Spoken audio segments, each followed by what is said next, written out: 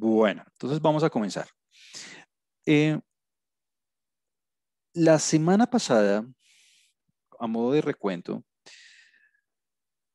estuvimos trabajando las medidas de tendencia. Las medidas de tendencia. Entre las medidas de tendencia trabajamos la media aritmética o promedio, la mediana, la moda y como medidas de localización en particular trabajamos los percentiles. Esas medidas caracterizan la tendencia de los datos, dónde tienden a agruparse los datos, dónde se localizan los datos. Y fuimos muy específicos en hacer muchos ejemplos en términos de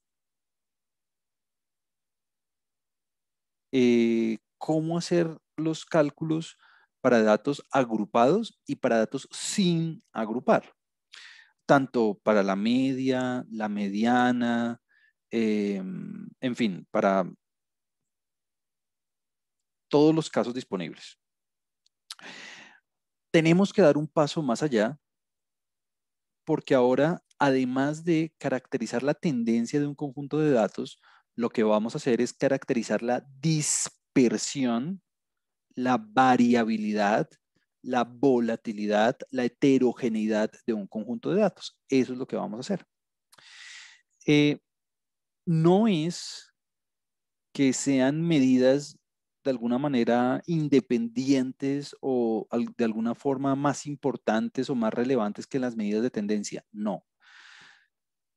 Las medidas de variabilidad son medidas para seguir cuantificando las características de una variable, es decir, son medidas complementarias, son medidas extra a las de tendencia eh, que ya trabajamos la semana pasada.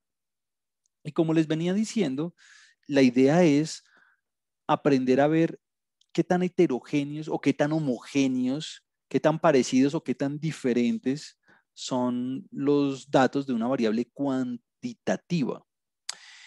Eh, entonces, en ese sentido, lo que yo quiero que usted se lleve y que entienda muy bien es que ya usted sabe caracterizar la tendencia, dónde se localizan, dónde se centran los datos. Ahora queremos responder otra pregunta y es, ¿qué tan parecidos o qué tan homogéneos son los datos? Eh, ¿Por qué? Porque no es lo mismo tener, por ejemplo, dos conjuntos de datos con la misma tendencia y uno sea más homogéneo que otro. Son situaciones totalmente diferentes. Sí, usted equivocadamente solo reporta las medidas de tendencia, de alguna forma está engañando a su contraparte porque está omitiendo información, está omitiendo características. Entonces, la idea es que usted haga un reporte, un análisis lo más elaborado posible, lo más completamente posible, para evidenciar la realidad de una manera completa. Reportar únicamente la tendencia de un conjunto de datos no está bien, porque usted puede engañar a una persona con eso. No es lo mismo que no es lo mismo tener la misma tendencia cuando en un conjunto de datos los datos son más homogéneos y en otros muy heterogéneos. No es la misma realidad, no es la misma situación. Hoy vamos a ver varios ejemplos al respecto. Y de alguna forma vamos a trabajar con las medidas más populares de variabilidad. Entre ellas, le hago la lista de una vez. Vamos a trabajar con el rango intercuartílico, la varianza, la desviación estándar o desviación típica es lo mismo, y el coeficiente de variación. Estas son las medidas que son más populares, como las más utilizadas. No son las únicas, pero si usted entiende estas, créame que ya entender otras va a ser muy sencillo. Así que, igual que con las medidas de tendencia, lo que yo quiero que usted aprenda a hacer es, bueno, número uno, aprender a qué son, obviamente, y que además de que qué son, usted las sepa interpretar y las sepa calcular bien. No sirve de nada que usted sepa que La desviación estándar le da 1.7, pero si usted no tiene ni idea qué es ese 0.7, pues le da lo mismo no saberlo calcular. Entonces, además de saber qué son, quiero que usted las aprenda a interpretar y las aprenda a calcular bien y las aprenda a utilizar bien y saber qué representan. Bueno, entonces vamos a iniciar. De alguna forma, la primera medida de variabilidad, que es la medida más típica y de alguna manera ya la trabajamos antes, es el rango. El rango es una medida de variabilidad que nosotros ya utilizamos antes cuando estábamos categorizando una variable cuantitativa continua, cuando estábamos tabulando, cuando estábamos haciendo los intervalos para clasificar los valores de la variable. Entonces el rango o recorrido, simplemente lo que hace es cuantificar la distancia, la magnitud de la lejanía que hay entre el dato mínimo y el dato máximo. Entonces, en el rango, lo que hacemos es, como habíamos hecho antes, calcular el valor máximo que toma la variable menos el valor mínimo que toma la variable. Y esa es una medida que de alguna forma representa la amplitud del conjunto de datos, representa qué tan distantes están los datos en términos del recorrido, en términos de desde dónde hasta dónde van los datos, el máximo menos el mínimo. Entonces, el rango ya lo habíamos utilizado antes, se calcula de una manera muy fácil, el máximo menos el mínimo ya lo habíamos hecho antes. Y quisiera resaltar un par de cosas al respecto. Primero, mire que usted coge el dato máximo menos el dato mínimo, así que el rango tiene exactamente las mismas unidades de medición que la variable de estudio. O sea que si usted está trabajando en kilogramos, pues sigue en kilogramos. Si usted está trabajando en dólares, pues sigue en dólares. Si usted está trabajando en grados centígrados, pues grados centígrados. Es muy sensible a valores extremos. Y es obvio, pues porque como usted está calculando la distancia entre el mínimo y el máximo, pues si usted pone un valor muy grande o un valor muy pequeño, pues el rango se incrementa demasiado solamente cambiando un datico. Entonces no es robusto a observaciones extremas, es muy sensible a las observaciones extremas. Es decir, con solamente incluir en la base de datos un dato muy grande o muy pequeño, el rango cambia radicalmente. Y esta medida de alguna forma tiene una desventaja, entre comillas, o una característica que para nosotros va a ser muy importante ahorita, y es que el rango simplemente le dice a usted el recorrido de los datos, desde dónde hasta dónde van, pero no mide o no cuantifica la dispersión, la heterogeneidad, la variabilidad respecto a alguna medida de tendencia central. Es decir, el rango simplemente le dice a usted, vaya, los datos van desde aquí hasta acá, punto. O la distancia entre el mínimo y el máximo es esta. Pero no le dice respecto al promedio la dispersión es alta o es baja o los datos están agrupados alrededor de la mediana o no. Entonces, como que aquí la tendencia no está relacionada con esta medida. Y obviamente, entre más grande sea el rango, es porque hay mayor, de alguna manera, lejanía entre los datos, hay una mayor dispersión entre los datos en el sentido que tienen un recorrido, una amplitud mayor, ¿no? Entonces, entre más grande sea el rango, es porque los datos están más separados de alguna manera. ¿Listo? O sea que la relación entre la dispersión y el rango es directa. A medida que crece la una, crece la otra. A medida que el rango es más grande, es porque la dispersión es mayor. Bueno, listo. Entonces, ejemplo 1, ejemplo muy sencillo de aplicación. En este ejemplo, vamos a considerar un caso en el que tenemos una variable cuantitativa, un tiempo medido en minutos, no en minutos cumplidos, pilas, es un tiempo en minutos que tardan unos individuos, unos empleados en ejecutar una tarea con el propósito de identificar de alguna forma, o la efectividad o el grado de entrenamiento que tienen los individuos para la ejecución de lo que están haciendo. Entonces tenemos dos puntos de referencia, tenemos dos compañías, dos puntos de referencia, y en cada una, pues medimos los tiempos. En cada una medimos los tiempos. Y la idea es ver, bueno, dónde los individuos son más efectivos, más eficaces, dónde realizan la tarea de una manera más expedita, dónde los individuos tienen una mayor tendencia a realizar la tarea de forma más, digamos, más rápida, pues. Y tenemos los datos brutos. Entonces, mire que son tiempos en minutos. Entonces, en la primera compañía, por ejemplo, el primer individuo tarda 34 minutos y medio en realizar la tarea, el segundo 30.7, el tercero 32.9, bueno, etcétera. En la segunda, 34 minutos, 27.5, 31, bueno, tengo los datos brutos de ambas compañías. Entonces, vamos a calcular el rango en ambas. Y para calcular el rango en ambas, pues simplemente en cada caso cojo el máximo menos el mínimo y hago la diferencia. Muy fácil.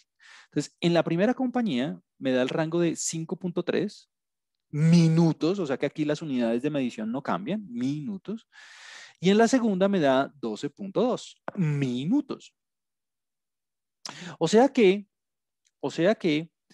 eh, ¿qué podemos concluir? ¿Será que las dos compañías tienen como el mismo grado de homogeneidad a la hora de realizar la tarea? ¿Será que tienen el mismo grado son los empleados igual de eficientes a la hora de hacer la tarea? Entonces, bueno, mire que en la primera compañía el rango es de 5.3 minutos. O sea, la distancia que hay entre el mínimo y el máximo, el recorrido la separación de los datos es de máximo 5.3 minutos. Mientras que en la segunda es más del doble. Lo que quiere decir que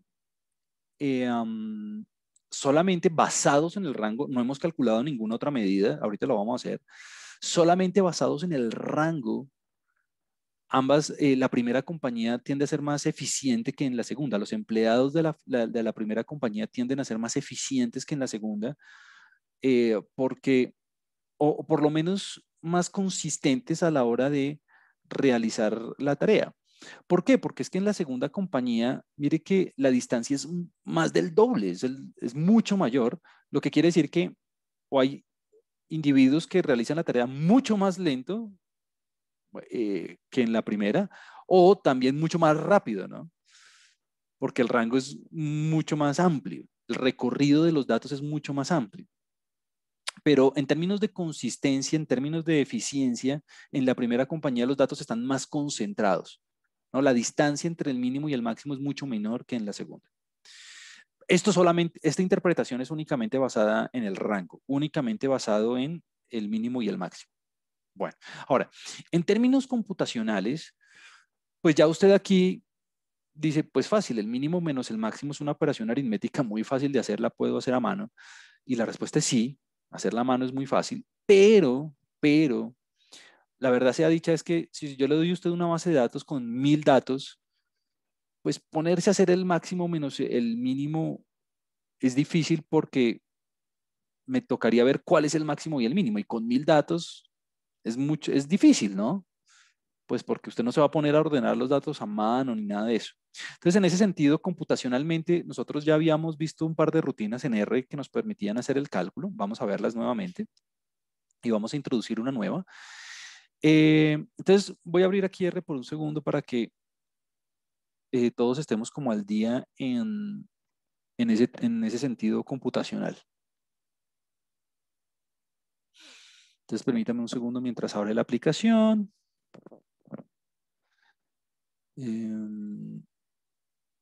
Ok, listo. Entonces, nuevamente, lo de siempre, tenemos la consola, tenemos el ambiente global, no tenemos nada cargado en este momento, así que voy a limpiar la consola, como de costumbre. Voy a abrir un nuevo script para ir pegando mis comandos. Si alguien tiene problemas viendo, no duden en decirme. Entonces, lo primero que voy a hacer es cargar los datos. Aquí voy a copiar los datos, simplemente ya está el código ahí como hechecito.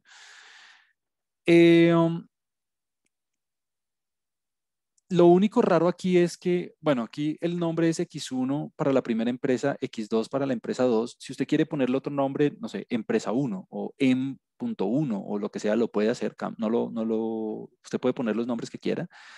Lo único que quiero decir es que aquí introdujimos los datos de manera manual, uno por uno, por medio de una concatenación. Aquí usted ve el C, entonces como que ahí no hay nada nuevo.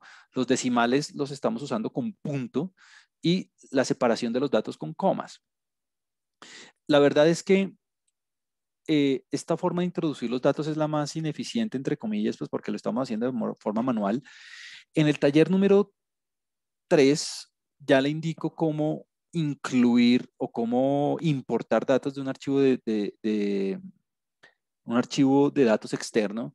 Entonces, por favor, asegúrese que entiende cómo importar los datos. Igual lo voy a hacer aquí en clase. Muy seguramente no alcanzo a hacerlo hoy, pero asegúrese de, cuando haga el taller 3, de entender bien cómo se importan los datos de una manera más rápida utilizando una fuente de información externa. Igual lo voy a hacer yo en clase, pues por si alguien tiene alguna duda, pero asegúrese de que usted lo entiende haciendo el ejercicio del taller número 3 donde se pide hacerlo eso. Bueno, entonces para calcular el rango, simplemente voy a hacerlo para la empresa número 1.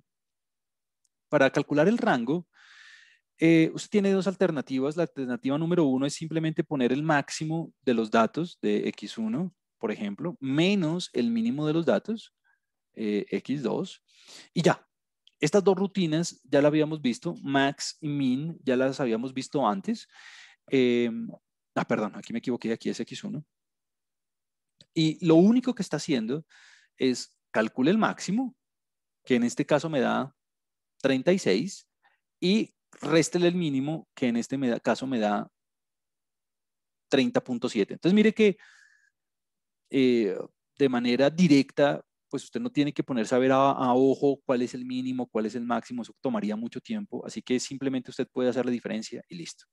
Ahora, otra manera de verlo, por eso es que el rango nos da 5.3. Otra manera de verlo es utilizando la rutina range.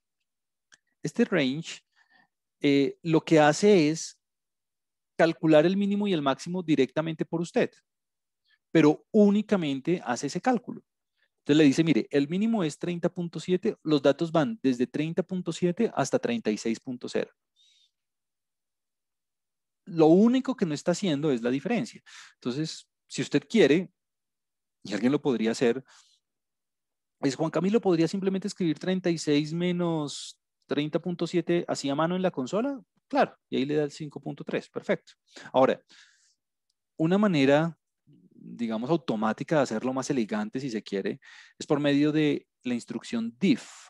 Entonces usted puede poner diff, eso es de difference, ¿no? Y por dentro pone el mínimo y el máximo, o sea, pone el range, el rango. O sea que aquí hay un anidamiento de funciones. Entonces, primero calculo el rango, o sea, el mínimo y el máximo, y luego calculo la diferencia. Es decir, luego hago el 36 menos el 30.7 automáticamente. Esa es la intención del diff, que además de calcular el mínimo y el máximo, como hicimos hace un segundo, hagamos la diferencia entre esos dos valores. Esa es la idea. Entonces, tiene tres formas diferentes de verlo. Ese es el rango. Entonces, repito, en este caso, nos da 5.3, 12.2, solamente basados en estas medidas, podemos decir que los datos, los tiempos de la ejecución de la tarea para la primera compañía son más consistentes, son más homogéneos que para la segunda, dado que el recorrido es mucho más pequeño, es la mitad, más que la mitad de pequeño que para la segunda. Entonces, en ese sentido, los individuos son más consistentes, más eficientes. Vamos a continuar. Entonces, una de las debilidades, este rango tiene dos debilidades en términos de la cuantificación de la variabilidad. El primer punto débil es que no da cuenta o no podemos hacer una interpretación directa en función de las medidas de tendencia. ¿Listo? O sea que básicamente no podemos cuantificar qué tan variables son los datos respecto al promedio, por ejemplo. Eso lo vamos a solucionar enseguida, en unos minutos. Y la otra cosa es que es sensible a datos atípicos. Por eso es que vamos a calcular otra medida que se llama el rango intercuartílico. El rango intercuartílico, aquí usted lo ve, el rango intercuartílico, la idea es muy similar a la del rango. Lo vamos a simbolizar así con RI, y lo que usted va a hacer es coger Q3 menos Q1. ¿Cómo así Q3 menos Q1? Ah, bueno, recuerde que Q3 es el cuartil 3, o sea, el percentil 75, y le resto Q1, o sea, el cuartil 1. O sea, tenemos que restarle el percentil 25. Entonces, básicamente, la idea es que con el rango intercuartílico nos estamos quedando con únicamente el 50% de las observaciones centrales en la distribución. Usted me dirá, bueno, ¿cómo así? Claro, con el percentil 75, yo estoy tomando el valor que acumula el 75% de las observaciones. Lo que quiere decir que el 25% superior lo estoy descartando, ¿no? Y cuando le resto el cuartil 1, o sea, el percentil 25, estoy descartando el 25% inicial. Entonces, básicamente, este rango intercuartílico únicamente se queda con la información, con el recorrido, la distancia que existe entre el 50% de los datos en el centro de la distribución. El 25 superior y el 25 inferior los estamos descartando. ¿Por qué? Pues porque como ya vimos en el rango que los datos extremos son muy influyentes en esa medida, entonces quitemos los datos extremos, el 25 superior y el 25 inferior. Alguien si quiere podría descartar el 20 y el 20, claro, se podría. Solamente que en el rango intercuartílico decidimos hacerlo 25-25. Esa es como la manera más típica de hacerlo, la costumbre, pues. Entonces, igual que el rango, esta medida está en las mismas unidades de medición, o sea que, mire que antes, por ejemplo, en la primera compañía yo tenía un rango de 5.3 minutos, o sea que las unidades de medición no cambian. Es mucho más robusta, menos influenciable que el rango, porque estamos descartando los datos extremos, tanto superiores como inferiores. De hecho, estamos descartando el 50% de los datos y únicamente nos estamos quedando con el centro de la distribución. Pero la desventaja es nuevamente que el rango intercuartílico no cuantifica la variabilidad respecto a ninguna medida de tendencia central. Mire que por ningún lado aparece el promedio ahí, o la mediana, o la moda. Entonces, eso lo vamos a solucionar enseguida. En este caso, ¿cómo funciona? Vámoslo, ejemplo número 2, veámoslo. En este caso, el rango intercuartílico, mire, cojo Q3 menos Q1. Ah, ¿qué quiere decir este 34.3?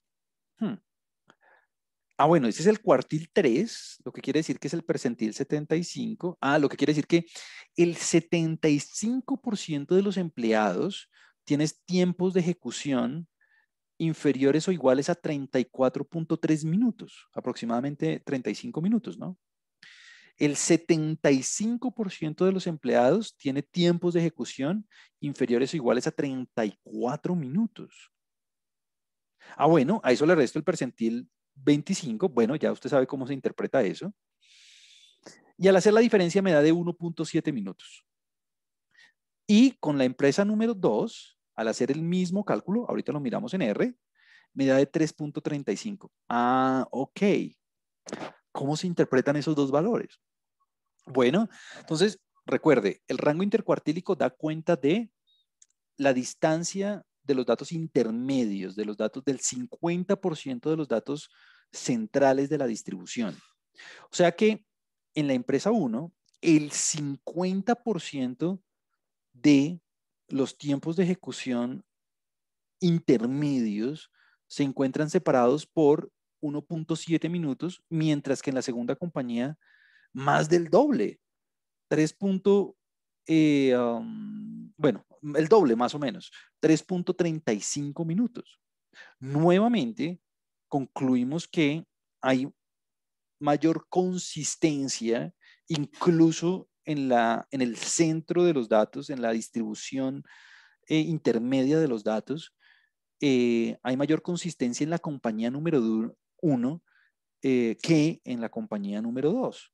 Lo que quiere decir nuevamente, únicamente basado en los rangos, que la compañía, hay mayores evidencias de eficiencia o de consistencia o de homogeneidad en la primera compañía respecto a la segunda. Ahora, el rango intercuartílico, además de servirnos como medida de dispersión, va a ser fundamental cuando hagamos la clase de gráficos más avanzada, cuando hagamos unos diagramas de caja o box plots. Ahí va a aparecer el rango intercuartílico nuevamente y nos va a ayudar a encontrar o cuantificar los datos extremos. Entonces, no olvide esta medida. Además de medida de dispersión, nos va a servir después para identificar los datos extremos, los valores atípicos, los outliers, así se llaman, los outliers. Y en términos de cómo calcularlo, en R se puede hacer muy fácil. Voy a ponerle aquí rango intercuartílico. Obviamente, yo voy a subir esto a Moodle, no se preocupe. Intercuartílico. No se preocupe por este script, yo lo voy a subir nuevamente en R. Igual ya está ahí en las notas de clase, pero pues bueno. Entonces, recuerde que con la función, como tengo datos brutos, como tengo datos sin agrupar, pues aquí yo puedo usar la función quantile. Y simplemente tengo que ponerle los datos, o sea, x1, y tiene que decirle usted, bueno, ¿cuáles son los percentiles que quiere? Entonces, quiero los percentiles, voy a ponerle props. Props es para indicarle, props es de probabilities, pero no voy a decir por qué se utiliza el término probabilidad en este caso, pero los percentiles que quiero son el percentil 25, entonces pongo 0.25 y el percentil 0.75, ¿listo? Y ya, entonces ahí usted se da cuenta que me da los valores que me da, voy a borrar la consola por un segundo, me dan los valores que me salen hace un segundo, 25 y 75, listo. Por eso decíamos que el 75% de los tiempos de la primera compañía son inferiores o iguales a 34.3 minutos. Bueno, el 25% de los tiempos son inferiores o iguales a 32.6 minutos. Listo. Ahora, si usted quiere, alguien me puede decir, Juan Camilo, para calcular el rango intercuartílico, no puedo escribir simplemente 34.3 menos 32.6. Sí, ahí está, 1.7, perfecto. A mí me gusta escribirlo de una manera un poquito más elegante. Entonces ya conocemos el operador diff. Entonces este operador diff es la diferencia. Entonces simplemente voy a coger estos dos cuartiles y los pongo por dentro de diff para que haga la diferencia de manera automática, ¿no? Es como para que usted vea, listo. Ahora, ¿cómo así que 75%? ¿Acaso este 1.7 no hace referencia a, el 50% de los datos centrales? Y la respuesta es sí. Ojo, este 1.7 hace referencia únicamente a los datos centrales de la distribución, pero este 75% que está aquí en el título aparece o lo hereda de este 75% de los cuartiles. Es decir, el título lo heredó del objeto anterior. Pero mire que la diferencia la hizo, ¿no? 34.3 menos 32.6, ahí le está dando el 1.7. Entonces, este es el título del cuartil 3. No es que No es que este 1.7 haga referencia al 50% de los datos, al 75% de los datos, algo así, no.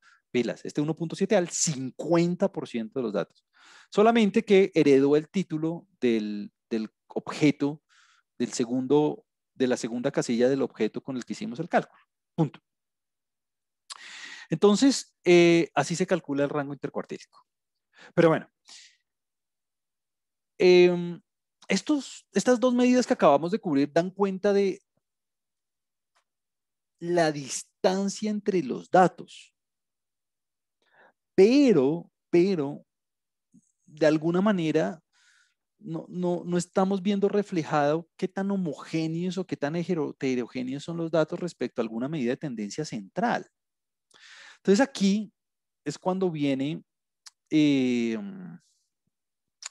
la parte en que decimos, bueno, yo tengo unos datos brutos, podrían estar agrupados, ¿no? Si usted tiene los datos agrupados, pilas, no puede utilizar la función quantile. Si usted tiene los datos agrupados en una tabla, le toca utilizar las fórmulas que vimos la clase pasada, con lo del límite inferior, la amplitud y toda esa cosa. En este caso estoy utilizando la función quantile porque tengo los datos sin agrupar. Entonces, pilas en eso. El rango intercuartílico, que es la diferencia entre el cuartil 3 y el cuartil 1, si usted tiene los datos en una tabla, tiene que utilizar la fórmula de datos agrupados para poder hacer la diferencia. Si no, le va a quedar algo mal. Bueno, entonces, el objetivo ahora es saber qué tan agrupados o qué tan dispersos están los datos respecto a alguna medida de tendencia. Vamos a empezar con lo más fácil, que es el promedio. Entonces, esa es la pregunta que de alguna forma queremos responder. Y es, permítame hago esa anotación aquí, ¿qué tan agrupados, voy a escribirlo bien, qué tan agrupados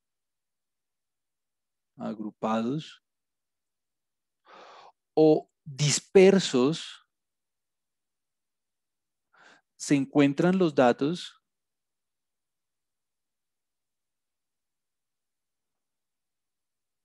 respecto al promedio?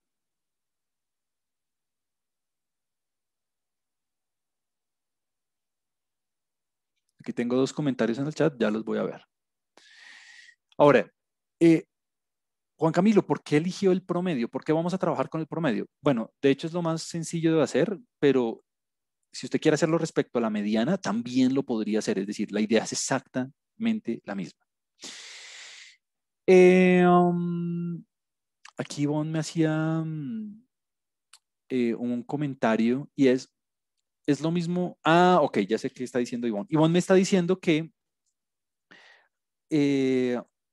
si este div que estamos viendo aquí en R únicamente aplica para datos brutos, o sea, para datos sin agrupar. Entonces, la respuesta, Ivonne, es el div, lo único que va a hacer por ti es la diferencia, o sea, la resta. Esa resta tú la podrías haber hecho de manera manual. Entonces, si yo tuviera los datos agrupados en una tabla, básicamente me toca aplicar esa fórmula que vimos la clase pasada para calcular los percentiles y ahí sí hago la diferencia, pero la diferencia yo la haría manual. ¿Por qué? Pues porque tengo ya los daticos, los cuartiles calculados de manera independiente con la otra fórmula, o sea que ponerme a utilizar el diff, claro que se podría, pero te tocaría hacer la concatenación de los cuartiles que obtuviste utilizando las fórmulas pasadas. Así que es un nivel extra de complejidad. Entonces lo que yo haría, mi recomendación es, calcula los percentiles usando las fórmulas de la clase pasada, normal, y ahí haces la diferencia de manera manual. ¿Por qué? Pues porque el diff lo único que hace es la diferencia. Entonces, como no tienes el objeto con los dos cuartiles directamente, pues, ¿para qué te vas a poner a complicar? Buena observación, Iván. Gracias por eso. Se me había pasado. Bueno, entonces, quiero responder esta pregunta. ¿Qué tan agrupados o qué tan dispersos, qué tan, en lugar de agrupados hubiera podido utilizar esta palabra, qué tan homogéneos o qué tan heterogéneos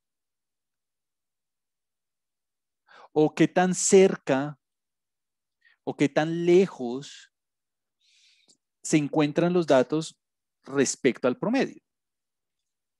Esa es lo que queremos ver. O sea, usted lo que quiere ver es, ¿será que si aquí está el promedio, si este es el promedio X barra, lo que usted quiere ver es, ¿será que los datos se encuentran, digamos, aquí al ladito de X barra, como cerquita de X barra, se encuentran más bien uno al ladito los unos del otro? ¿O será que están dispersos? Es decir, ¿o será que si aquí está X barra, si aquí está el promedio, será que los datos se encuentran más bien como bien alejados, como más bien así, como, como bien dispersos? ¿Será que es un caso donde tengo los datos cerquita o lejos? Eso es lo que queremos responder. Entonces, con el rango, lo que nosotros ya sabemos hacer es ver la distancia, ¿no? Ver, el rango me dice qué tan separados están los datos, pero respecto a la longitud que hay entre el mínimo y el máximo o entre los cuartiles. Eso es lo que hace el rango, como ver esa distancia. Pero mire que no me dice si están cerca o lejos del promedio. Entonces, para eso, uno lo que hace es lo siguiente, y el proceso es muy sencillo. Pues alguien me dice, bueno, si yo quiero saber si los datos, si yo quiero saber si los datos están cerca o lejos del promedio, pues lo que usted debería hacer es muy fácil, simplemente coja los datos, coja cada dato y réstele el promedio para calcular esa distancia. Eh, Coja cada dato y réstele el promedio y reste esa distancia. Eso es lo que se llama una desviación.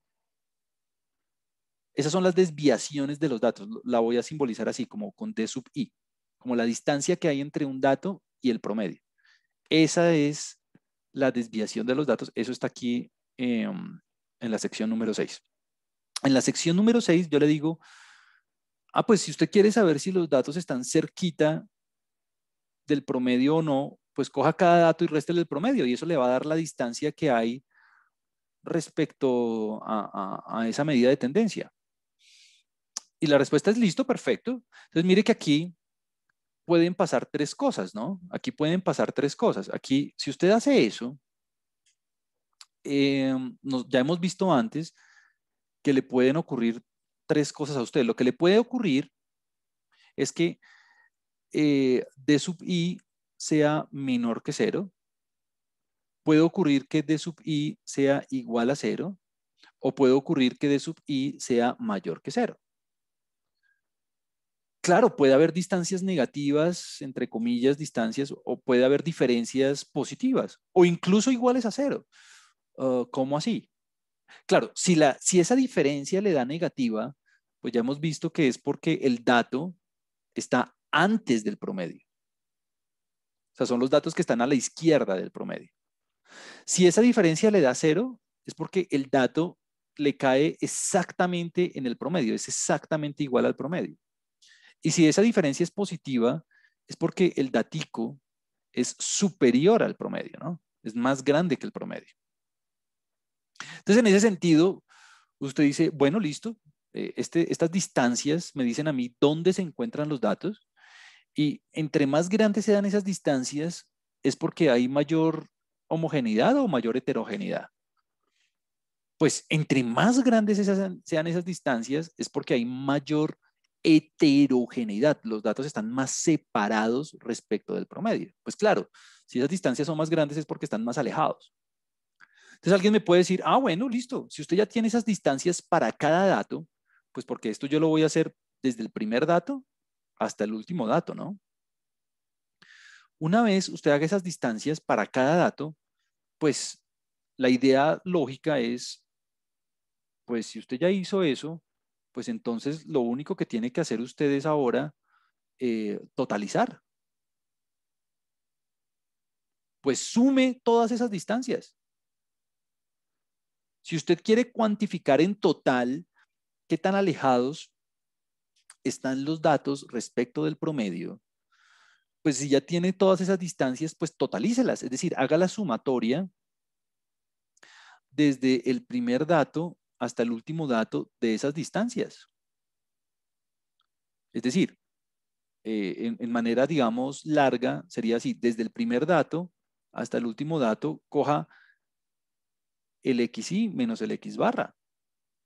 Y eso le va a dar como la heterogeneidad o la homogeneidad, las distancias totales, pues, la homogeneidad o la heterogeneidad total. Pero, ¿qué pasa si yo hago eso? Aquí es cuando alguien me tiene que decir, ¿qué pasa si yo hago eso? ¿Qué pasa si yo sumo todas esas distancias? Ya sabemos qué va a pasar, ¿no? Da cero, profe. Claro, gracias. Muy bien, ya esto me deja muy contento. Eso da cero siempre. Da cero. Entonces ahí nosotros quedamos como plop porque sí, Sebastián ya lo dice, Brian también lo dice, exacto, da cero. Gracias. Y ahí nosotros quedamos como plop porque, jue madre, si yo quiero cuantificar la distancia total respecto al promedio, y eso siempre me da cero, con cualquier variable, con cualquier tamaño de muestra, en cualquier escenario, pues quedé, digamos, de alguna manera en problemas, porque claro, el promedio, nosotros ya habíamos visto dentro de las propiedades, es que el promedio lo llamamos así, ¿no? El promedio, permítame lo escribo aquí, el promedio es el centro de gravedad. Claro, el promedio hace que esas distancias se cancelen. Claro, porque voy a tener unas distancias negativas, otras positivas, otras iguales a cero, o sea que al acumularlas, eso siempre me da cero, y ya habíamos hecho la demostración antes. O sea que quedé en problemas porque no pude totalizar, porque siempre me da cero esa totalización. Entonces, ¿cuál es la solución? Pues la solución que se dio en su momento es, bueno, el segundo paso sería, bueno, si el problema son los signos, porque claramente esa sumatoria me da cero es porque se están cancelando los valores negativos con los valores positivos, es cómo hago para eliminar los signos, ¿no? ¿Cuáles funciones en cálculo o qué función en cálculo fácil hace que elimine este problema de los signos? ¿Cuál en cálculo uno cómo hacía? Pues yo no sé si ustedes vieron cálculo o no, pero supongo que sí. En cálculo uno cómo hacía para eliminar el problema de los signos. Manuel me lo dice aquí con apps, o sea, valor absoluto. Ivonne también me lo dice, valor absoluto. Valentina, claro. Brian aquí también. Valor absoluto es una idea perfecta. Eh, pues uno dice, pues fácil, coja el valor absoluto de las distancias y así usted evita el problema de que se le cancelen las cosas. Perfecto. Esa es una solución que también se utiliza mucho en la literatura, pero tiene una dificultad práctica y es que no tiene las propiedades del valor absoluto no son tan fáciles como las de otra función. ¿Qué otra función, además del valor absoluto, la cual también es una opción muy buena, el valor absoluto es muy buena opción? ¿Qué otra opción vuelve todo positivo en cálculo? ¿Qué función muy fácil vuelve todo positivo en cálculo? ¿Quién recuerda? Ah, elevar al cuadrado. Gracias, Camila. Gracias, Juan. Perfecto. Esa es la solución. Y, y bueno, aquí Bon se me está adelantando un poco, pero Angie dice elevar al cuadrado, pero um, elevar al cuadrado es una alternativa mucho más sencilla. No es que sea mejor que valor absoluto, no. No, no, las dos son iguales de buenas. Lo que pasa es que elevar al cuadrado tiene unas propiedades aritméticas mucho más fáciles de aplicar. Esa es la verdad. Se trabaja con el cuadrado no es porque sea mejor que valor absoluto, es porque es más fácil de trabajar. Y se lo voy a decir muy fácil. Si yo le digo a alguien en este momento, dígame cuál es la derivada de elevar al cuadrado de una. ¿Qué me dice la gente? O sea, casi que la gente ni piensa, ¿no? ¿Cuál es la derivada de elevar al cuadrado? ¿Quién la escribe ahí? 2 a la Rapidísimo. X. Derivada, no entendí. Derivada de elevar al cuadrado, ¿cuál es? 2 por X, perdón. 2 por X, gracias, gracias, gracias. ¿Cuál es la derivada de valor absoluto? Gracias, Angie. ¿Cuál es la derivada? Gracias, Ángela. Gracias a los que respondieron. ¿Cuál es la derivada de valor absoluto? Esa es más difícil, ¿no? De hecho, la derivada de valor absoluto no existe en cero. Entonces,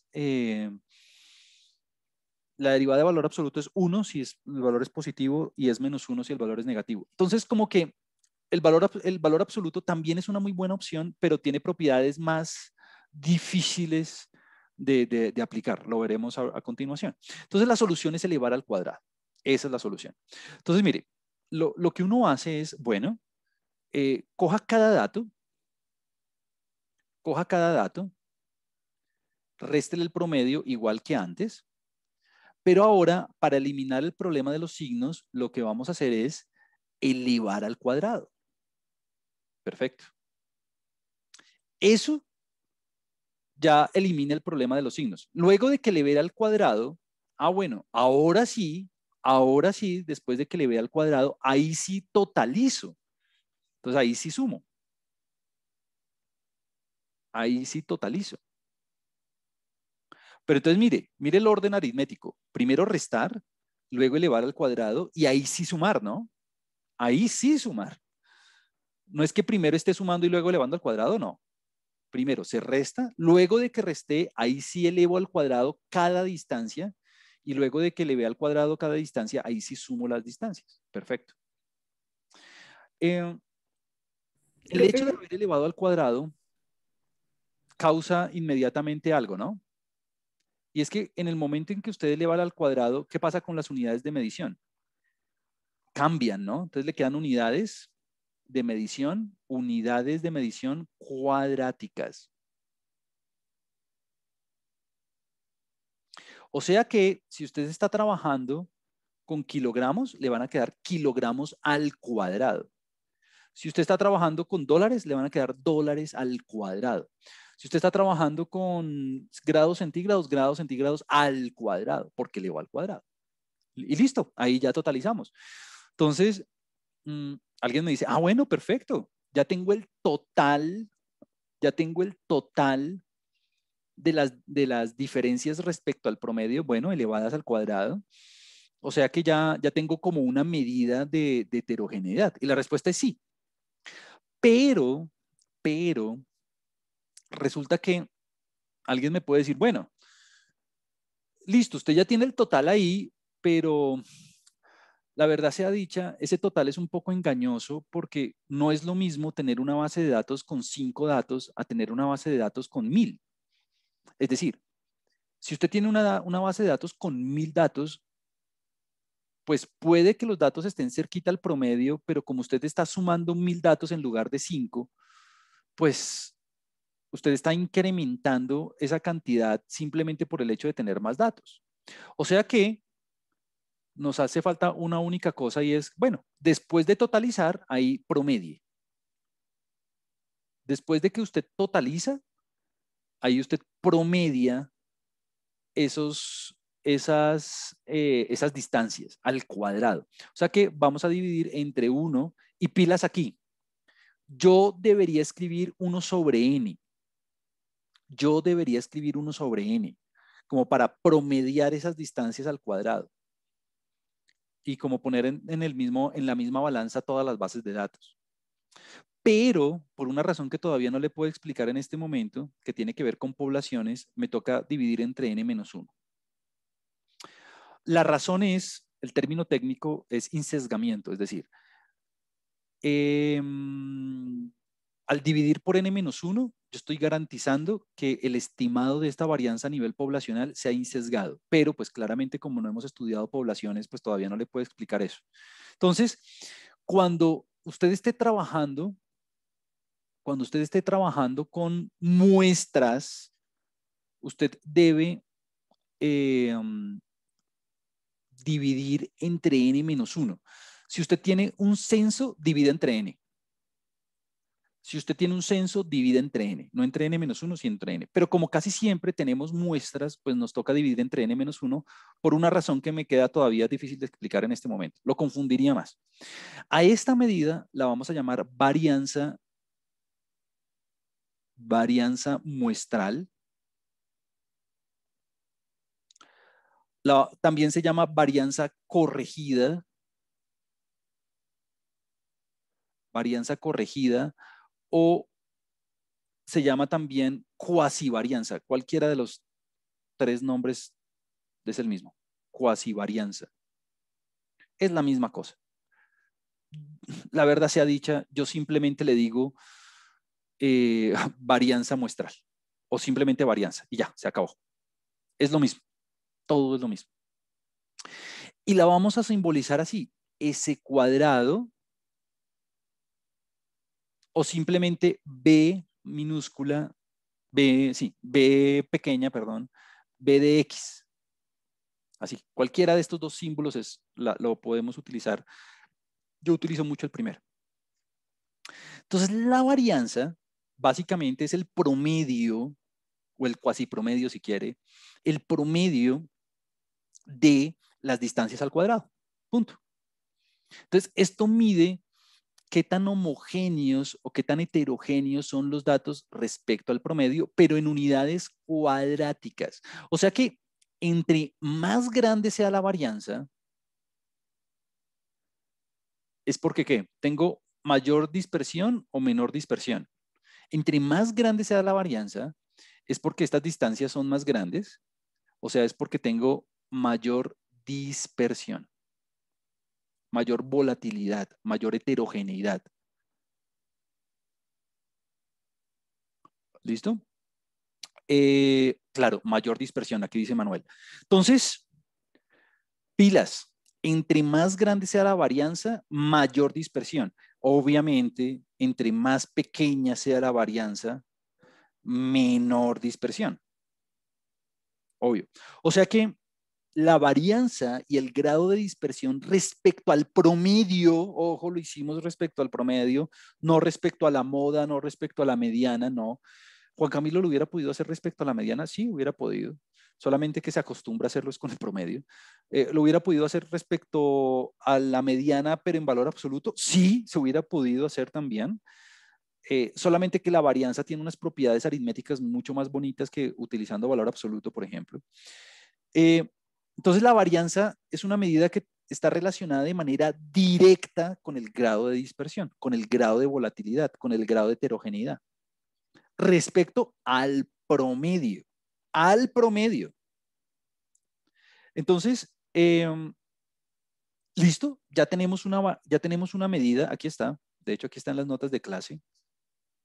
La varianza, aquí está B de X o S cuadrado, la varianza es una medida de concentración respecto al promedio. Entonces, mire, la varianza poblacional es cuando usted tiene un censo, usted divide entre n. La varianza muestral es usted divide entre n menos 1 y es cuando usted tiene una muestra, que es la mayoría de las ocasiones, ¿no? Es lo que pasa en la mayoría de casos. Ahora, la varianza tiene unidades cuadráticas. Entonces alguien me puede decir, bueno, entiendo el concepto, entre más grande sea la varianza, pues mayor dispersión, más alejados están los datos del promedio, hay menor concentración, mayor volatilidad, perfecto, eso lo entiendo. Pero entonces, ¿cómo interpreto yo un dólar al cuadrado? Digamos, si las unidades de medición fueran metros, uno dice, bueno, un metro al cuadrado, pues eso es fácil de interpretar. Pues un metro cuadrado es inclusive uno lo puede dibujar. Pero ¿cómo se interpreta un grado centígrado al cuadrado? ¿Cómo se interpreta un megapascal al cuadrado? ¿Cómo se interpreta un minuto al cuadrado? Pues es difícil. Es decir, las personas no pueden interpretar medidas cuadráticas, es complicado. Por eso es que, pues lo que decía Ivonne hace un segundo, ¿Cómo hago para solucionar? Esa es la tercera medida. ¿Cómo hago yo para solucionar ese problema del cuadrado? Pues, ya me lo dijo Ivonne, si yo quiero transformar las unidades cuadráticas a unidades lineales, a unidades originales, pues, ¿cuál es la solución si tengo unidades cuadráticas? Pues, Se saca raíz. sacar raíz. Muy sencillo. Eso se llama la desviación, gracias. Eso se llama la desviación, aquí lo estoy escribiendo mal, desviación, de hecho aquí está la fórmula, no sé para qué me la pongo a escribir. Las propiedades las vamos a ver ahorita. Un segundo. Aquí está. Esa se llama la desviación estándar. La desviación estándar, la desviación estándar es simplemente la raíz cuadrada de la varianza. Usted lo único que tiene que hacer es sacarle la raíz, desviación estándar, lo único que usted tiene que hacer es sacarle la raíz a lo que le dio la varianza. Entonces se lo escribo aquí, usted lo puede representar así con la letra S, simplemente, o lo puede representar así con, yo lo hago así también, de desviación estándar de X, si quiere, y es la raíz positiva de la varianza. Súper, muy fácil. Bueno, ¿cuál es la consecuencia de esto? La consecuencia de esto es que ya ahora sí usted tiene unidades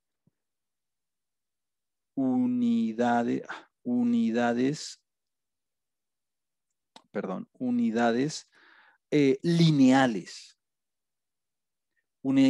Las unidades lineales son las unidades originales. O sea, sin elevar al cuadrado. Originales. Listo. Entonces, listo. Ya puedo calcular yo la desviación estándar, todo perfecto, tengo las unidades originales, o sea que, no sé, lo que podría pasar es que, bueno, una desviación estándar, por ejemplo, me puede dar 1.7, digamos. 1.7 dólares o lo que sea, o grados centígrados o metros o lo que sea. Entonces, como la raíz cuadrada es una transformación estrictamente creciente, pues la proporcionalidad se sigue manteniendo. Es decir, entre más grande sea la desviación estándar, pues va a haber mayor volatilidad, mayor dispersión. O sea, como que la interpretación es igualita. Como que entre más grande sea la una, más grande va a ser el grado de dispersión. Entre más grande sea la desviación estándar, pues los datos van a estar más alejados del promedio. Entre más grande sea la desviación estándar, hay mayor heterogeneidad. Los punticos están más lejos del promedio. Entre más pequeña sea la desviación estándar, pues los datos están más concentrados alrededor del promedio. Fácil. Entonces, si una desviación estándar me da de 1.7, por ejemplo, dólares, ¿eso es grande o pequeño? ¿Eso es un valor elevado o es un valor, digamos, muy alto? Pues porque alguien tiene que decir, si esa medida me da de 8, ¿eso es un valor de alta dispersión o de poca dispersión? Bueno, pues entonces aquí la respuesta es depende, ¿no?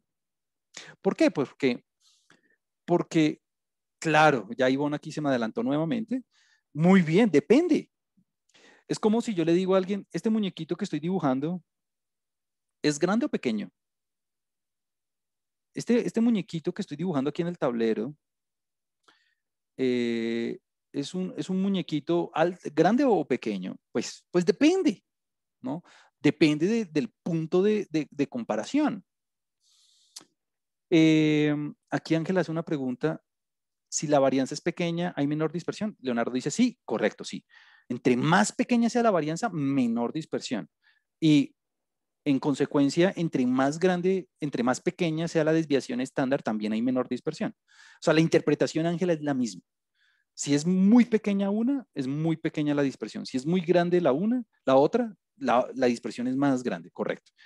¿Por qué? Pues porque las distancias son más grandes, ¿no, Ángela? Esa es la interpretación, correcto.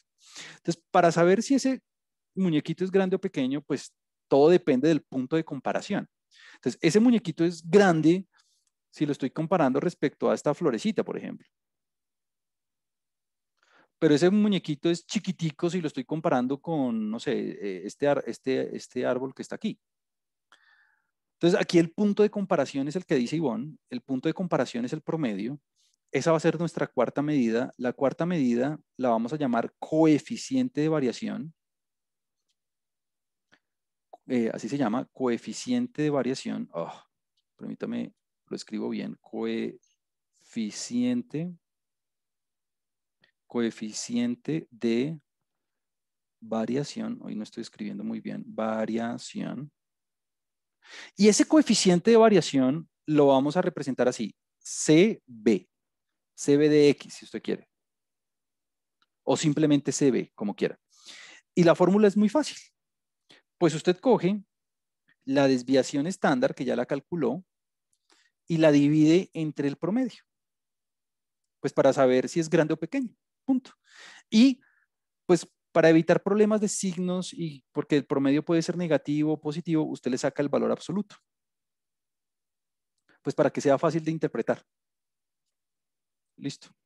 Ahora, mire que las unidades de medición de la desviación estándar son unidades lineales. O sea que si es dólares, dólares, si es metros, metros, si es grados centígrados, grados centígrados, si es pascales, pascales, si es kilogramo fuerza, kilogramo fuerza. Listo. Las del promedio también. O sea que se cancelan las unidades de medición. Por lo tanto, el coeficiente de variación no tiene unidades. Perdón, estoy escribiendo muy mal. No tiene unidades de medición. Es decir, es adimensional, se escribe así. Adimensional. Es decir, es una cantidad relativa. ¿Por qué? Porque las unidades se cancelan. ¿Listo? O sea que si usted quiere, puede multiplicar esta medida por 100 y expresarla en porcentaje.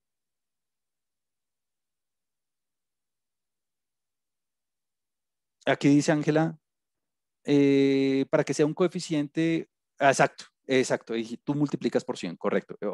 Ahí Ángela lo acabó de decir mejor que yo, perfecto. Súper, muy bien, aquí Ángela dice, ese coeficiente para que sea porcentaje se multiplica por 100, correcto, correcto. Y la interpretación, y es como, digamos, la costumbre, y en el DANE lo hacen así, y es como la interpretación típica, es que si ese coeficiente está entre 0 y 5%, la dispersión es baja respecto al promedio. Si está entre el 5 y el 15%, la dispersión es moderada, intermedia.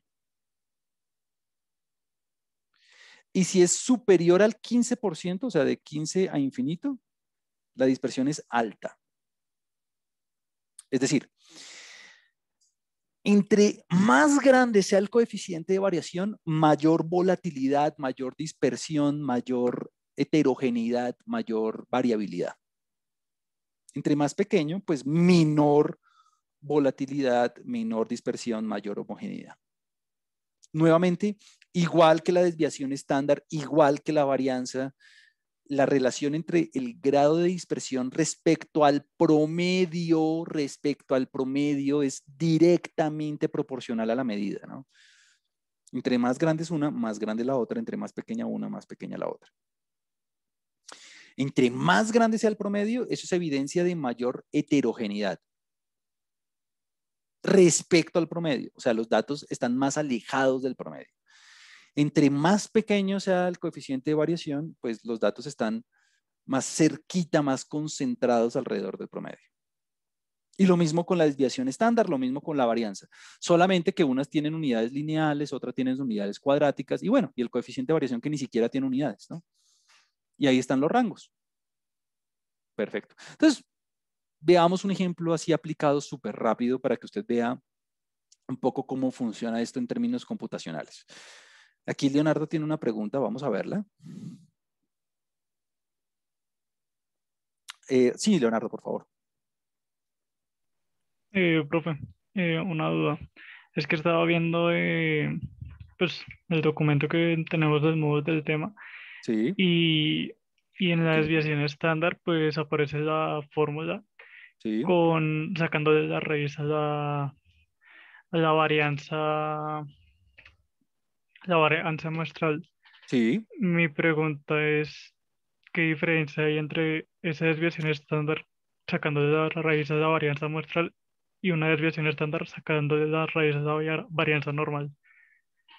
Ok, buena inquietud. Entonces, perfecto. Esta desviación estándar es una desviación estándar o desviación típica, también se llama así, desviación estándar o desviación típica, eh, que yo debí haber llamado desviación estándar muestral. ¿Por qué? Porque usted cogió la raíz de la varianza muestral. O sea que estos datos constituyen los datos de una muestra, que es la mayoría de situaciones prácticas. Si yo tuviera un censo, si yo tuviera un censo de una población finita, de hecho, lo que acabamos de ver hace un segundo es que yo debí haber no dividido entre n menos 1, sino entre n. Esa es la costumbre. En cuyo caso, si yo le saco la raíz a esa varianza, sería nuevamente una desviación estándar, pero una desviación estándar poblacional, si se quiere. Entonces, como que el concepto es el mismo, solamente que uno hace referencia a una población y el otro hace referencia a una muestra. Y en términos de la interpretación, no hay ningún cambio porque las unidades de medición vuelven a quedarme unidades de medición lineales, o sea, en unidades de medición originales. Entonces, para concretarle la respuesta a Leonardo es, si yo tengo una población, pues la división la debí haber hecho entre n como un promedio normalito, y al sacarle la raíz cuadrada me va a quedar una desviación estándar perfecto, pero poblacional. Pero si estoy trabajando con una muestra, nuevamente le saco la raíz igualito que antes, pero ahora es una desviación estándar muestral. O sea que en términos conceptuales no hay ninguna diferencia, solamente que es el punto de referencia al cual hace cada una de las medidas.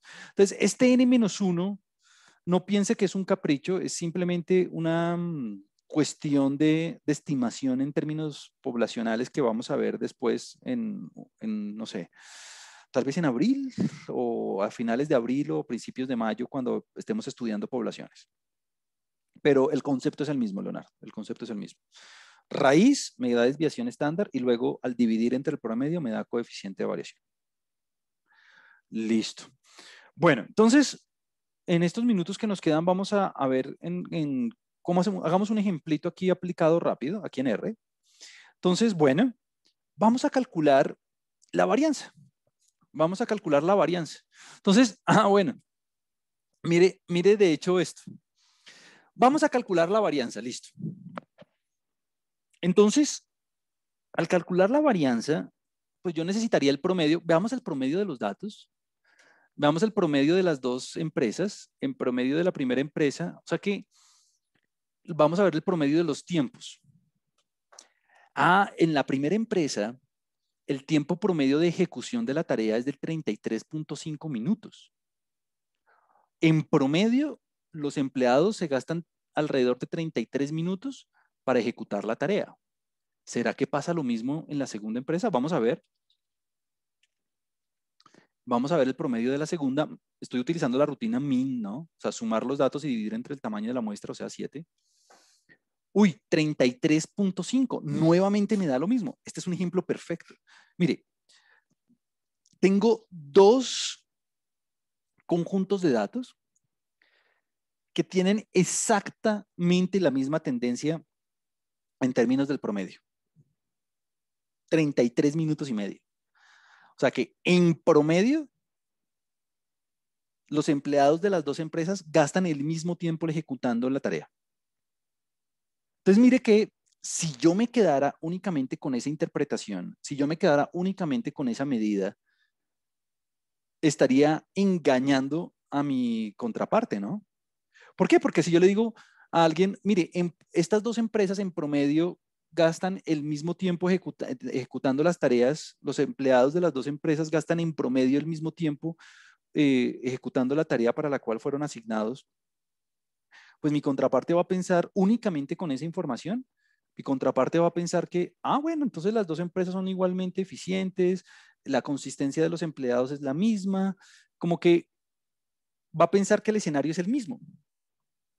Y ya claramente hemos visto, por ejemplo, con evidencia en el rango y en el rango intercuartílico, que no es lo mismo. O sea, es un caso donde tengo exactamente el mismo promedio en ambos escenarios, pero son situaciones totalmente diferentes.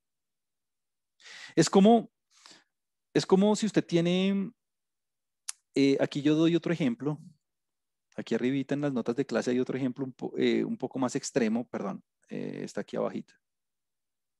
Ajá, aquí está. Haga de cuenta que tengo tres estudiantes. Tengo tres estudiantes. El primer estudiante en todas sus notas sobre 100 sacó 50. El segundo, 45, 50, 55. Bueno, hay un poquito más de variabilidad. Y el tercero, mire, en un examen sacó 3, en el otro sacó 105, o sea que le dieron hasta una bonificación, le fue muy bien. En el otro 10 y en el otro 35. Mire que en promedio los tres estudiantes tienen exactamente el mismo promedio, 50, 50, 50. O sea que si yo reportara esa información, no, en promedio todos los estudiantes sacaron 50. Sí, todos sacaron 50, pero no es. Entonces, si uno solamente reporta eso, pues alguien va a pensar que los tres estudiantes son iguales, como que hicieron lo mismo. Y la respuesta es no. El primer estudiante es mucho más consistente porque en todo sacó lo mismo. Mientras que el último es mucho más variable porque en uno le fue extremadamente bien y en el otro extremadamente mal. Son situaciones muy diferentes. Por eso es que reportar únicamente las medidas de tendencia central no es una buena idea. Hay que reportar, además de la tendencia, hay que reportar la variabilidad, pues para que la persona se dé cuenta realmente lo que está sucediendo con los datos. Entonces, bueno, en las dos compañías tenemos el mismo promedio. Entonces, en promedio, los empleados tienen exactamente los mismos tiempos de ejecución, son de alguna manera en promedio igual de eficaces, pero no son igual de consistentes. Unos son más variables que otros. Pues ya con el rango sabemos cuál es la respuesta. Los de la primera empresa son más consistentes, pero bueno, vamos a verlo con base en el promedio. Vamos a ver la varianza. Vamos a ver la varianza.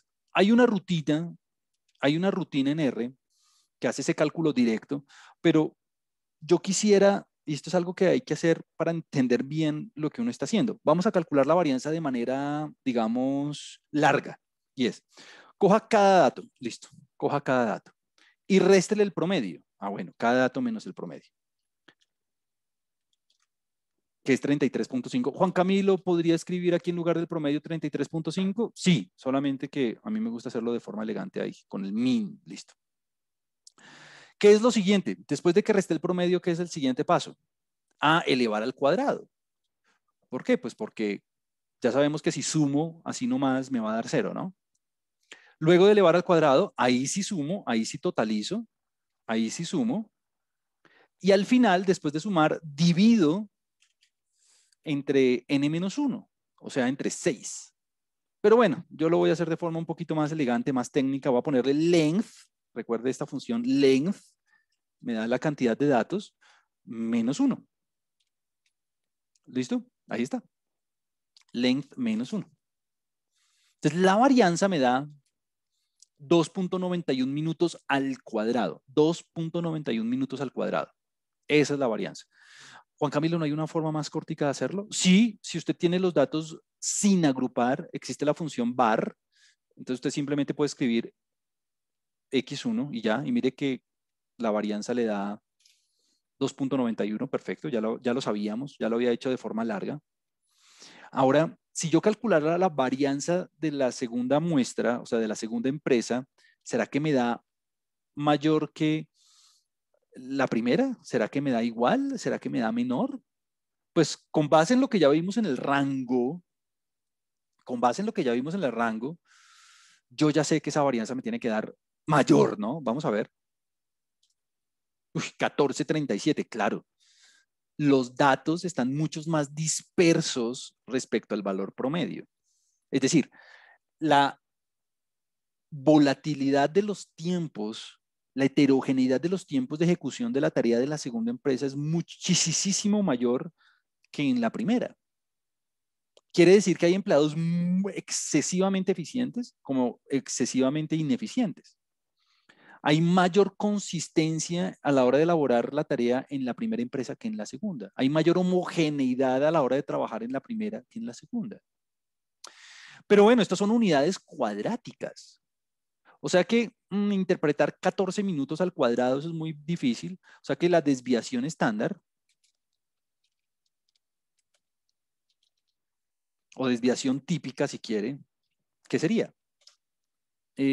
Pues fácil, le saco la raíz a la varianza. ¿Cómo se saca la raíz en R? Ah, square root, ¿no? SQRT, entonces square root de la varianza. Es una función anidada, ¿no? Entonces de X1, digamos. Vamos a limpiar la consola. Vamos a ver cuánto me da la desviación estándar. La raíz cuadrada de la varianza me da 1.7 minutos, perfecto. Esto ya es 1.7 minutos. Bueno, es básicamente el ejemplo que le estaba dando ahorita. Muy bien. O sea que en la segunda empresa, ¿cuánto me va a dar? ¿Me tiene que dar mayor o menor? Me va a dar mayor, ¿no? Porque es la raíz cuadrada de 14, entonces me va a dar mucho mayor. 3.7. Bueno. La dispersión respecto al promedio en la primera compañía es de 1.7 minutos, mientras que en la segunda es de 3.7. La conclusión es la misma. Hay mayor variabilidad en la segunda compañía, mayor heterogeneidad, menor consistencia, la eficiencia está muy dispersa entre los empleados. Listo. La conclusión es la misma, solo que ahora ya estamos trabajando en las unidades originales, minutos. ¿Habrá alguna función directa para hacerla en R? Sí, es SD, Standard Deviation, es SD. Perdón. Hice algo sin querer, permítame un segundo.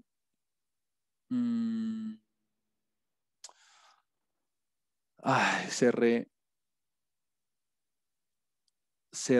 el visor. Permítame un segundo, aquí veo.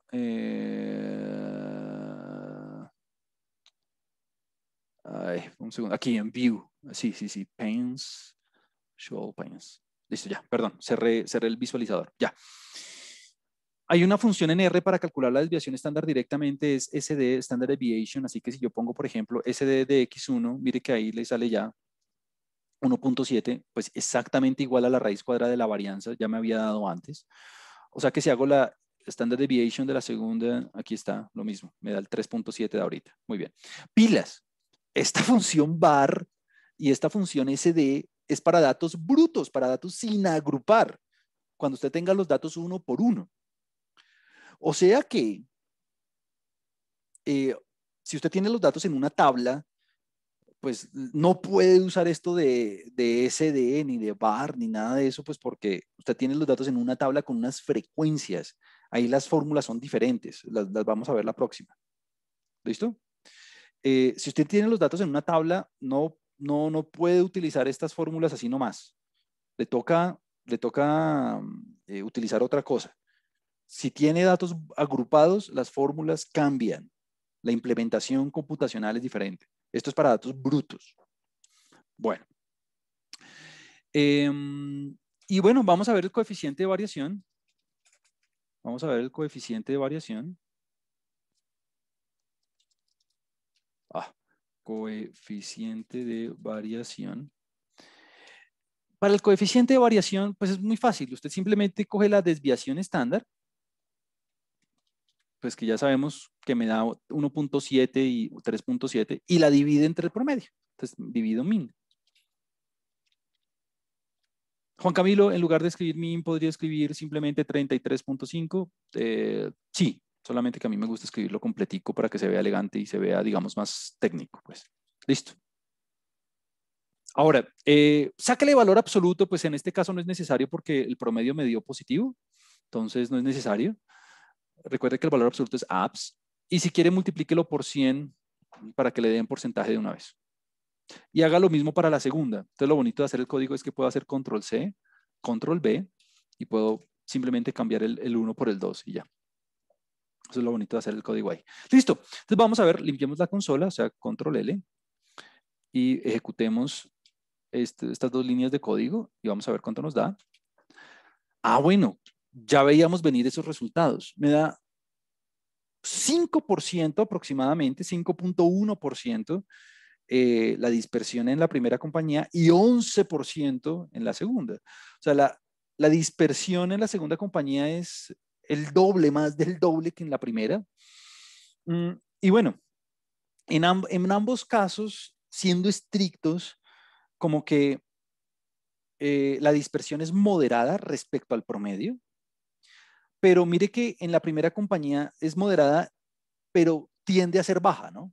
Porque este valor está muy cercano a 5%. Mientras que en la segunda compañía es moderada, pero tiende a ser alta, porque está más cerquita del 15%.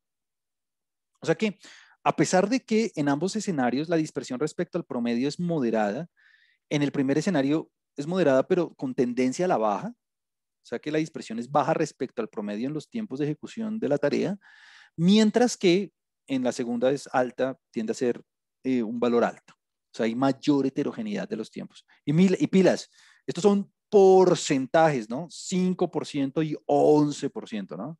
Son porcentajes.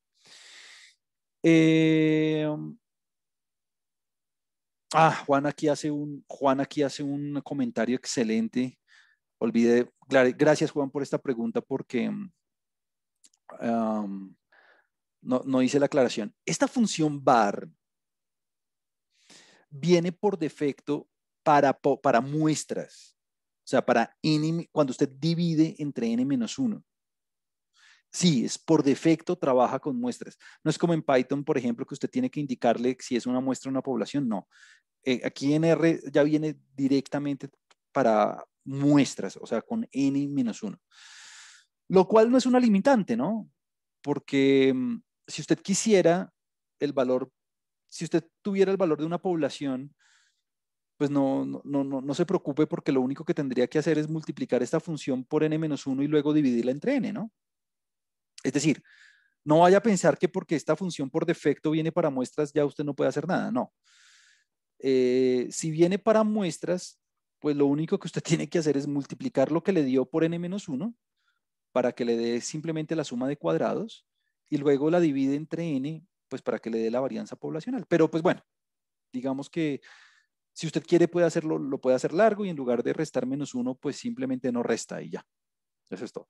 Excelente aclaración, Juan. Muchas gracias. Eso se me había pasado. Muy buena cosa. En Excel hay varianza, creo que hay var.pop y var.sample o alguna cosa así para diferenciar las dos. En Python toca hacerlo, toca decirle si es poblacional o muestral. Lo mismo aquí. Aquí ya viene por defecto para muestras. Listo. Ahora, ¿qué nos hace falta? Nos hace falta dos cosas. Primero, la varianza, nosotros la elegimos porque tiene unas propiedades, digamos, aritméticas muy bonitas. Estas son las propiedades que están en la sección 7.2. Las propiedades de la varianza son muy fáciles de ver, empezando porque la varianza siempre le tiene que dar mayor o igual que 0. La varianza nunca le puede dar negativa. Si una varianza le da negativa es porque usted hizo algo mal. Si una varianza le da negativa es porque hizo el cálculo mal o metió los datos mal o hizo algo mal. O sea, una varianza nunca le puede dar negativa. Y la razón es muy sencilla. Y es que usted hizo suma de cantidades al cuadrado. Y como el cuadrado siempre es positivo o a lo más 0, pues La varianza nunca le puede dar negativo. Mire que la varianza le da 0 solamente cuando todos los valores son constantes, ¿no? Si usted tiene una constante, mire, 50, 50, 50, 50, 50, pues, ¿cuál es el promedio? Ah, pues 50, ¿no? Véalo aquí.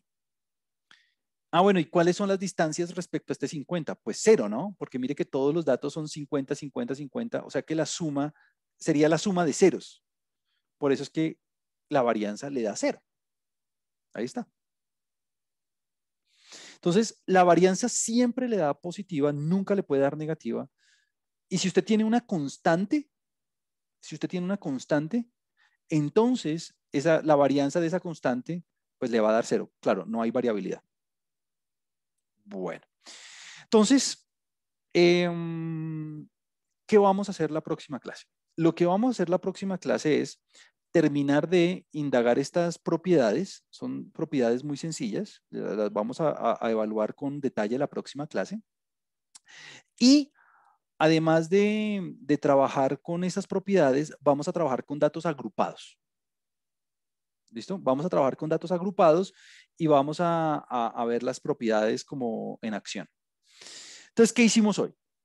Hoy vimos las medidas más representativas de, para cuantificar la dispersión, para cuantificar la variabilidad. Entre ellas vimos el rango intercuartílico, la varianza, la desviación estándar y el coeficiente de variación. Vimos cómo interpretar esas medidas, qué significan esas medidas, cómo se calculan, cómo se hacen con datos sin agrupar. Y vimos que las unidades de medición, cuándo utilizar una, cuándo utilizar la otra y cómo darle un sentido práctico a cada una de ellas. La próxima sesión, como les venía diciendo, vamos a indagar sobre las propiedades de la varianza y obviamente, pues si usted se sabe las propiedades de la varianza, pues las propiedades de la desviación estándar pues son muy similares, pues porque usted sabe que la desviación estándar es la raíz de la varianza. Y las del coeficiente de variación, pues lo mismo, porque usted sabe que es simplemente dividir por el promedio. Y vamos a trabajar con datos agrupados. Entonces, bueno, eso sería todo por hoy. Muchas gracias.